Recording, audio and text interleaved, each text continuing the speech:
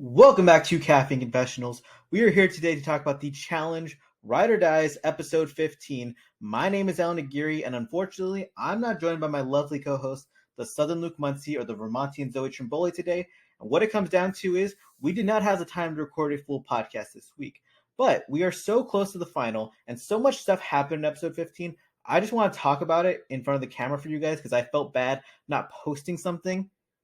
And after that, we're gonna run through everything real fast. I'm gonna do a quick power ranking of the 5 remaining pairs left in the game and talk about maybe the importance of what them winning means to a season. Maybe. I don't know. Let's just jump straight into it. We open with the redemption elimination between Jordan and Anissa, longtime best friends, best buddies Jordan and Anissa, against Casey and Kenny, and like Casey can't even remember her brother's name. The elimination is not so fast. Anissa played this elimination a few years ago against Bailey, and she gassed out cardio-wise. This time she has Jordan, and Jordan plays this elimination so intelligently. He has the cardio for it. He directs Anissa the entire time, and they're going through very intricate and weird loops and knots, and Jordan's being a bit mean to her. He's being a bit of a dick at times. But the way he's pushing her is very important because in most seasons, we've seen Anissa compete in elimination, and sometimes she just gives up on herself. Jordan made sure she didn't give up on herself or him, and in the end, they won the elimination. It also helped that Kenny Clark is just a flat-out terrible competitor. A lot of blame goes Casey's way. She needed to be more assertive as a partner. She needed to take more leadership, and she got outworked creatively by Jordan. On top of that, she deserves blame for bringing her brother as a partner on the season, knowing he's not that good at stuff. You live with him. I mean, you barely know his name. Maybe that's why he didn't do so well. It was a terrible loss, and it was a great win by Jordan and Anissa. Very happy for them. I'm not sure how the elimination stats work now. This is, very importantly, Casey's first time ever getting eliminated before a final. She had gone 3 straight seasons in a row, right to the final. First loss ever, and she comes up short of Laurel, Anissa, and Coral as being the only women in challenge history to go to 4 straight finals. I'm happy because that's a very legendary group, and as much as I respect Casey as a competitor and think she's like legitimately very good, I don't mind seeing her lose. I wouldn't mind not seeing her on a season for a while. I definitely don't want to see Kenny Clark again, which is funny because we don't really see Kenny Clark much on the show anyway. We come out of this redemption mode. We got Fessy and Mariah who are talking about like, oh, hey, I know we didn't leave on the best terms. And Mariah's like, dude, you were an absolute like prick to me. You were just a jerk. You alienated me. You tried to sabotage my team. You tried to sabotage my game politically, socially, whatever. You weren't friendly at all. And Fessy's like, yeah, but I felt like you betrayed me in that, like, I was mean to you and you reacted appropriately to me. He's like, I just expect to be a jerk and you just to be cool with it. And she just kind of nods her head and just moves on because ultimately that's her partner in this game. And what's funny about all of it is that they are actually a massive threat to win the game because they have crushed all the endurance comps, all the mini finals. But man, their relationship is so bad and Fessy just has no awareness whatsoever. We're going to talk about more of that in like a bit. They get to the daily challenge. It is a ball pit from hell. There's a bunch of balls in a bus that's driving around. Players have to find the specific balls with the colors they need and put it in a order as like a memory competition. It's hilarious because people are puking, they're throwing up. It looked like a fun challenge, but it definitely wasn't at all. The best part about this was that they actually played Sum 41 during it, and that got me hyped as hell. Only 2 teams complete the challenge, Horacio and Olivia, and then Bananas and Nani. Horacio and Olivia, really good at coming in second place in challenges. Bananas and Nani crush it. They kind of show that they've been really throwing challenges earlier in the season to lower their target. I mean, they really did. They never went into elimination. So now Bananas and Nani win because the game is real. It's important. They're a big threat to win overall. They're one of the most experienced pairs, and their head is in the game. They get to the nominations. They choose to save Mariah and Fessy. And what's really fucking funny is that Fessy's like, okay, my loyalty in this game and my performance is the reason we're safe. In reality, the reason they're safe is Mariah's relationship with Bananas. And it's just hilarious. She just nods her head. She's just like, yeah, Fessy, that's why we're safe. Not me and Bananas talking every day, being best friends in this house, being, hooking it up. It's definitely not that at all, Fessy. They get to the nominations, the deliberation, and Bananas and Nani are, they're going to mull over. Do they throw in Chauncey and Amber or Horacio and Olivia? And Chauncey and Amber just tell them, hey, put us right into elimination. And what's funny is that they just accept this because, like, all right, that's easy to do. You were already up for consideration. You were on the bottom of the totem pole because Amber's a former champ. She's kind of on the outside socially anyway, and Chauncey's a rookie. Makes sense. They do consider, like, when Devin and Jordan talk to them, like, maybe they're kind of taking the power out of their hands and maybe they should do what's best for their game. Ultimately, though, they vote in Chauncey and Amber because it's the easiest vote. They get to the draw, and Olivia and Horacio know they're probably going into elimination unless they pull that safe dagger. They pull the safe dagger, though, which I'm so happy for them because they really have not had much luck in this season and have had to go into a lot of eliminations. They decide to throw down Jordan and Anissa, which I don't know if they like really had a grasp of what the elimination was going to be. Throwing in Jordan and Anissa into this elimination when Tori and Devin was the other option is insane. Tori and Devin are such a massive threat in the final, and then you have Jordan and Anissa, where Anissa is going to bring down Jordan so heavily. It's such a bad move and a rookie mistake, but it makes sense because Horacio plays with honor. They talked about how Jordan and Anissa threw them into elimination earlier in the season, which it does make sense. There is a reason, but Tori and Devin are such a big threat. And you throw them into a final against Amber, a former champion, no matter what, you're getting one of the biggest threats in the final out of the game. A total rookie mistake. Really disappointing. The elimination between Chauncey and Amber and Jordan and Anissa was essentially a reverse tug of war in which players had to manage to get to 3 different parts of the field, knock down a little statue, and the first player to knock down all 3 of their statues wins the elimination. Because it's a reverse tug of war, this elimination is heavily size-based. Anissa dominates Amber the entire time because there's such a massive difference between their weight. And I'm not saying that in a shady way. It's just the plain facts of it all. Amber was trying her best, and Anissa was able to slowly, methodically just run through Amber in this elimination. She won 3-0 with ease. And even if Amber had played with more strategy, I don't think she would have won. Like, that's how much of a difference it was. Anissa at one point said, like, oh my God, this elimination is like I'm wearing a backpack the size of Amber. And it's like, man, Anissa's wearing a backpack that's Anissa's weight, and considering how small petite Amber is, because she's such a small petite girl, it's just too much to overcome. Obviously, there's a big size difference between Jordan and Chauncey, but we're talking about 175 versus 205, and Jordan is a lot of muscle. He's a lot of athlete. He's one of the fastest guys on the show.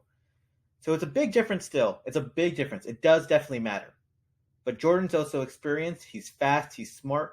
And he plays this elimination with perfect strategy. He really just uses like Chauncey's lack of experience to his will. He takes Chauncey's momentum with him to run towards his own totem. When Chauncey gets his totem, Jordan does the same thing. He pushes through the sand perfectly. He knows how to grip himself and push forward in a way that Chauncey doesn't. He knows when to take his opponent's momentum and use it to his favor. It's just such an intelligent performance. And honestly, like Jordan, season after season, it doesn't matter how many times he does it. He continues to amaze me and so many others. He's one of the greatest competitors for a reason. I gotta say also, Chauncey really looked defeated in this elimination. He really didn't look like he knew what he was doing at all. As impressive of a performance as it was by Jordan, Chauncey really shit the bed. And this was an opportunity for him to win the elimination for just him and Amber. But it ultimately came down to experience. Amber and Chauncey lose. Amber's now 5-2 in eliminations. Chauncey's now 1-1. I honestly Chauncey seems like a nice guy, and I love them as a couple. They have a lot of love, but I don't know if I want to see him on this show again. Amber, I'd love to see her back because she's a champ. She continues to do well in this show. Wouldn't mind seeing Amber again. Jordan needs to get the win, and Jordan is now, I think, at 10 elimination wins, 9 elimination wins. It really depends on how we figure in those redemption stats, which are a bit confusing. Anissa is now either 12 or 13 elimination wins, which means she's either one short of tying Carmria or is now tied with Carmria for the most elimination wins by a female competitor ever. And obviously Anissa has way more losses than Kara, and she's nowhere near the competitor Kara is, but it's a very important achievement, and it's very cool for her to have just those stats. It's a very cool thing. She's either first or second all time, and that's important. Let's take this moment to segue into our power rankings, where I'm going to rank the 5 remaining pairs based on who has the best shot to win the Ride or Dies final. And obviously in 5th place, we have Jordan and Anissa. Jordan is one of the greatest final runners in challenge history. We watched him dominate both CT and Derek on Dirty 30, even with a broken leg. The guy has done miracles this entire season working with Anissa. Unfortunately, we saw Anissa in that Challenge All-Stars 1 final, and she was embarrassingly bad. She was far and away the worst girl going against people who had not run a final either in their life or in a decade. It was a bad performance. She walked most of it, and she doesn't look like she's in better shape than that season, so it's hard to expect her to be better.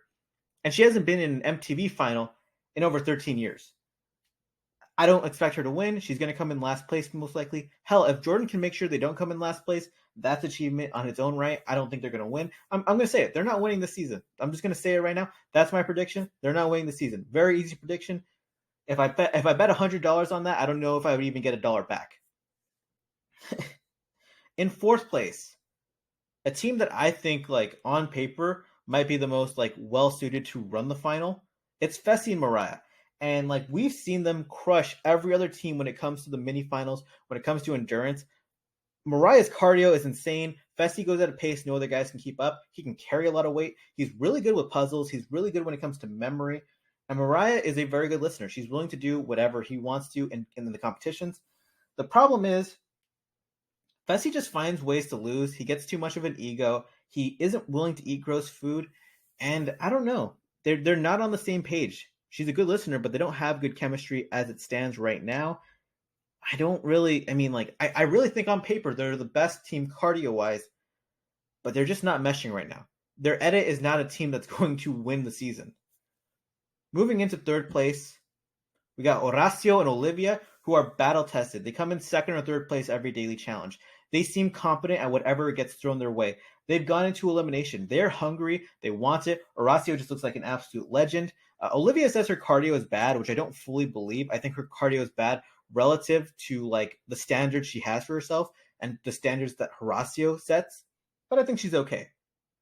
However, they lack experience, and we don't ever see two pure rookies win a final. We saw Amber B win a final on Double Agents, but she had CT as a partner, and that's someone who like is a stabling hand, who could guide her through puzzles, who could do the eating, who could just really, lets her know how to pace herself. Learning how to pace yourself, when the right moments to, when to go fast, when to go slow, that's really stuff that only veterans truly understand. It's only something you know once you go to a final, and it changes you. If Horacio and Olivia win, it would be a big upset, and I wouldn't be shocked because they are such a lovely, strong pair, but I don't know if they have that experience. We don't see dual rookie pairs win finals, ever, or usually. In second place, we got Devin and Tori, and these two people are very hungry.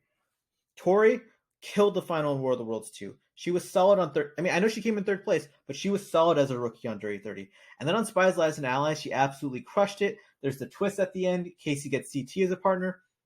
She wants to win. Her desire is there. She has all the skill sets to win a final. Devin is hungry. He's been really growing and growing and growing as a competitor, where we saw him on Double Agents start to win daily challenges, start to win more eliminations. Then last season, he's running the game politically, improved a lot in the daily challenges, especially as a communicator.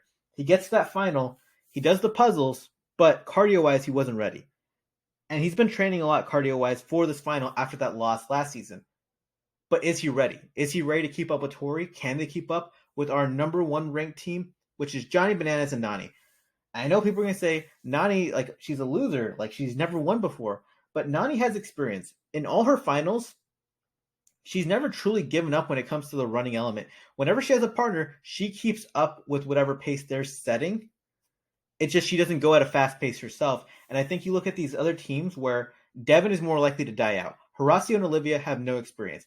Fessy is more likely to get stumped at an eating portion or maybe just something he's not willing to do. Anissa cannot keep up with Nani running-wise. So even though she doesn't set the fastest pace, Nani is very consistent, and she has a partner who's going to push her, who knows when to win finals, and like I can't imagine them getting set back at a puzzle, at an eating portion. Giant Bananas and Nani are solid at whatever, and you also got to realize Giant Bananas has been to 9 finals. He's won 7 of them for a reason. He wins finals. He doesn't lose finals that often. It hasn't been since Rivals 2 that he lost a final, and even then, he went up against a super pair in West and CT. I don't see a pair on this season that's as good as West and CT. I don't know if there's a pair as good as West and CT all time. Wow. So, first place, I got Bananas Nani. Second place, Devin Torrey. Third place, Horacio Olivia. Fourth place, Fessy and Mariah. And a very deep last, fifth, Jordan and Anissa. That's the Ride or Dies episode 15. Those are my thoughts right now. It's a lot I just threw at you. I was kind of rambling, but we'll be back next week in podcast form. Luke and Zoe will be here, and I love them, and I'm ready for them to talk because I just talked way too much right now. Make sure to subscribe to the channel. Drop a like on the video. Stay tuned for next week because we got the last elimination of the season, the final coming up. We're going to have a lot of exciting stuff here. Have a great day.